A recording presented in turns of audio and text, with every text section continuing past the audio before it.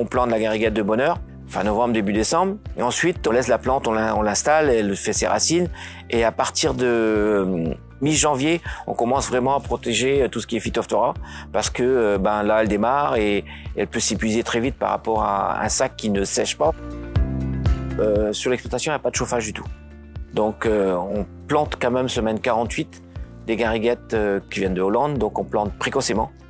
Forcément que ça vient en fleurs beaucoup plus tôt que les autres origines. Et à cette époque-là, on a une période très très humide souvent. Donc les sépales restent collés à la fleur et le botrytis vient dessus.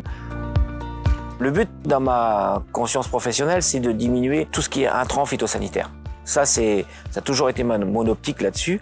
Et forcément qu'avec des partenaires comme l'allemand et des relations techniques aussi, parce que c'est aussi des échanges techniques là-dessus.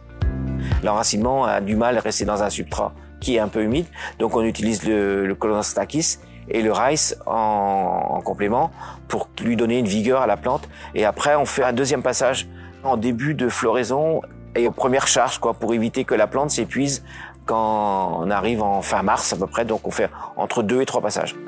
Le but d'utiliser le Colonostakis, c'est de protéger la fleur jusqu'aux fruits. Et comme ça, on est plus tranquille par rapport à la tenue de fruits, L'utilisation des deux produits en même temps, ça sécurise les cultures. J'entends des fois, souvent des producteurs me dire, j'ai des lignées entières qui tombent, Il y a 10 ans, en janvier, on voyait quand même des plantes qui lâchaient.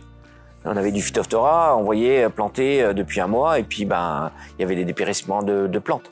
Donc le fait d'apporter, de protéger les plantes au niveau des racines, ça nous permet aussi d'être, nous, rassurés, mais de la plante aussi, je pense qu'elle va bien réagir en fait.